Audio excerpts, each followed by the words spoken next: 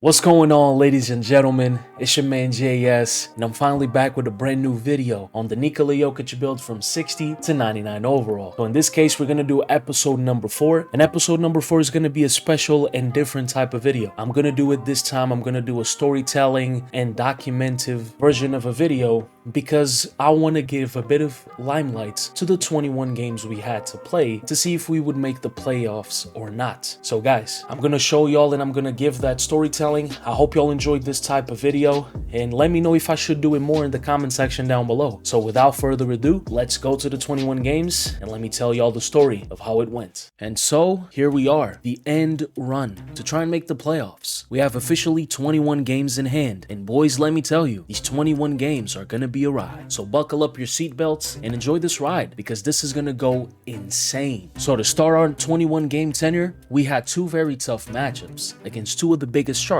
of the East. One game against the New York Knicks and another game against the Boston Celtics. And let me not lie to you boys, we got absolutely battered. We lost both games by 29 points. We had no answer for their team's offense. Their shot making ability was absolutely unique, and we were nowhere to be shown on the scoring sheet. Not even a single player from our team scored at least more than 20 points. So after those two beatings, we had to make a statement.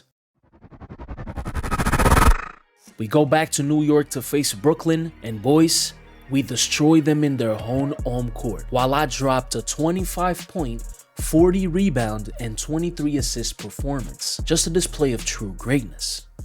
3 games are now done, 18 more games to go. And even though after all the momentum we racked up from our Brooklyn win, reality came back and slapped us right to place. Game 4 against the Bucks looked like it was going to be cruise control. I had 25 points, 16 rebounds, and 14 assists in just one half of the game. I was scorching hot, but then I messed up. I was too greedy. I wanted more defensive stats, even though I already had 4 steals and 6 blocks to accompany that absolute insane stat line. But I still wanted more, and that greed got me my 6th foul and got me out of the game. And to even add more salt to the wound, we lost the game by 2 points. So throughout our first 4 games out of the 21, we were 1-3. Even though I had 2 great performances, I still had to crank it up a notch. And be ready, cause I'm about to go crazy. In the first game against Denver, I absolutely cooked them. I went out there and I dropped a 23-point performance with tagging along 38 rebounds and 32 assists. Literal wilt numbers. We were going out there doing fancy stuff. You can see on one of the highlights right now, I do a crazy flashy bounce pass to LeBron James, and LeBron James passes me back with a flashy behind the back pass and absolutely hammered it on the rim. We were going crazy in that game. In the second game against the Suns, they got their light turned off, and I went out there and got a solid performance of 12 points, 24 rebounds, and 22 assists. And with that, I racked up my 6th consecutive triple-double on all of the previous 6 games. And even though with those 2 solid performances I had, I still wanted more. And in the rematch against the Bucks, I would finally get my revenge because I was going for deer blood. I walked into Milwaukee's building and gave them what I consider to be the most ridiculous stat line I've ever recorded. So I slammed Giannis and the Bucks with an insane 54-point performance with tagging along 47 rebounds and 24 assists. The 5th most rebounds ever recorded on a game in the history of the league. A career-defining performance on a 21-point massive beatdown. We were giving everything on the court and the league was put on notice. After that defining performance in Milwaukee, no one in the league was ready for what happened on the 19th of March against Denver in the Crypto.com arena. Brace yourselves.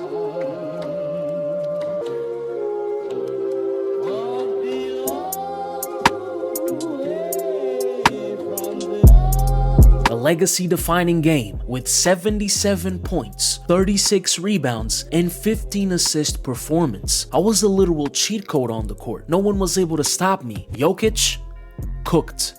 DeAndre Jordan, too slow. Send a double team and I am dishing it perfectly to an open teammate. It was a masterpiece of a performance. And after beating Denver, we racked up our 4th consecutive win. And we didn't stop there. After the Denver game, we played against the Bulls and Orlando Magic.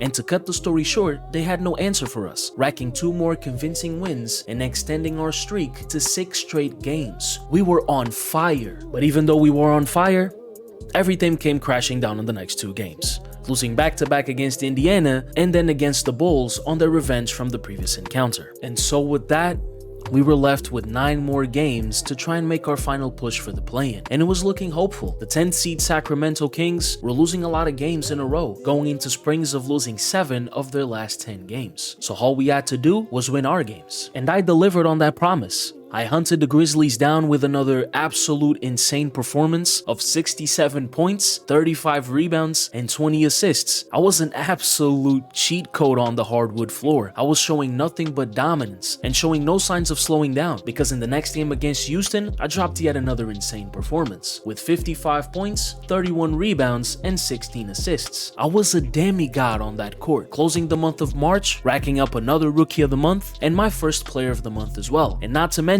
check out this Player of the Week honors that I got. Look at those stats on the screen. I was going absolutely ballistic on everyone on the court. But even though the month of March was so beautiful, April wasn't such sunshine and rainbows, because in the first matchup of the month of April, we were playing the #1 seeded juggernaut in Golden State Warriors, led by the Chef Curry and finally his new butler. And I'll straight up say it, we got cooked.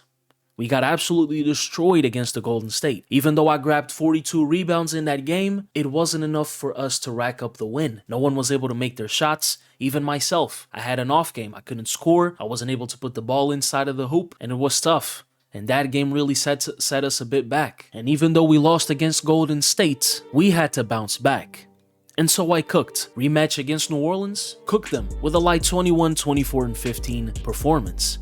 And then the 2 games against OKC and the MVP Shai Gilgeous-Alexander, they were not waiting for what they were gonna get in front of them. They got sauced up by 2 masterful performances that I had to drop. In the first game with the 55-point, 20 rebound, and 15 assist performance, and then in the second game showing true dominance with 40 points, 28 rebounds, and 26 assists. Not even Chet Holmgren could stop me. Not even Isaiah Hartenstein was able to stop me. I was on an absolute heater. But even though we bounced back on those 3 games and we showed absolute dominance, we had the game against Dallas. And on the game against Dallas, we could not mess up. That game, if we won that game, we would finally be ahead of Sacramento. And I went out there and I dropped a 24 point, 28 rebounds, and 16 assists. But it still wasn't enough to bring home the win. I don't know what happened with the rest of the teammates, but once again, no one was able to make their shots. I tried my best to facilitate to my teammates, but they weren't able to make their shots. Even though me and LeBron, we tagged along and we scored above 20 points, Luka was nowhere to be seen, unfortunately. Maybe he was too tied up thinking about the Dallas fans. Maybe he was thinking too much how much he missed Dallas. But what mattered was we still had 2 games after that. And in the last 2 games we had in hand, we had to do the best of our jobs to seize it out, to try to see if we could make the play-in. So we were going to play against the Rockets and the last game against Portland. And against the Rockets, it was still the same dominance we had in the last 2 games. I go out there, I drop 27 points, 29 rebounds, and 16 assists in a win. And then we go to match up against Portland in Portland, and only I needed to play was 15 minutes. Even though I got fouled out, I didn't really need to be on the court because the team was able to close down and give us the last win of the season. And with that win against Portland, we finished the season with 41 wins and 41 losses, doing the 50% perfect balance. And all we needed to do now was wait for the results of the Sacramento game versus the Phoenix Suns. And for us, it was looking hopeful because Sacramento was fighting for their life for the play-in, and the Suns were the 4th seed. Even though the games for the Suns didn't matter, they still had a possibility. They still could pretty much bring them a good game and beat the Sacramento and help us go to the playoffs. But unfortunately, all our efforts weren't enough. Sacramento won their last game against the Suns, and we weren't able to get into the play-in. But even though, despite not making it there were some amazing takeaways from this end stretch of the season. I dropped the 4th highest scoring performance in NBA history. I dropped the 5th highest rebounding performance in NBA history as well. I finished 2nd in MVP voting. I got the Rookie of the Year and tagged along an All-NBA First Team selection and an All-Defensive First Team selection as well. And let's not forget that this 21-game stretch I showed absolute true dominance. My averages on those 21 games were 31.6 points per game, 28.5 rebounds per game, and 18.1 assists per game. It was absolutely wonderful, but even though we didn't make it, at least we can come along and get ready for season 2. And with that, boys, we close out episode 4. I gotta feel like this is gonna be a very short episode, but I think it's gonna be very nice edited and it's gonna look nice for y'all. I hope y'all really enjoyed it because I really wanted to do this documenting style of video and storytelling type of video because it was special. It had a bit of a special run to it, even though we didn't make it.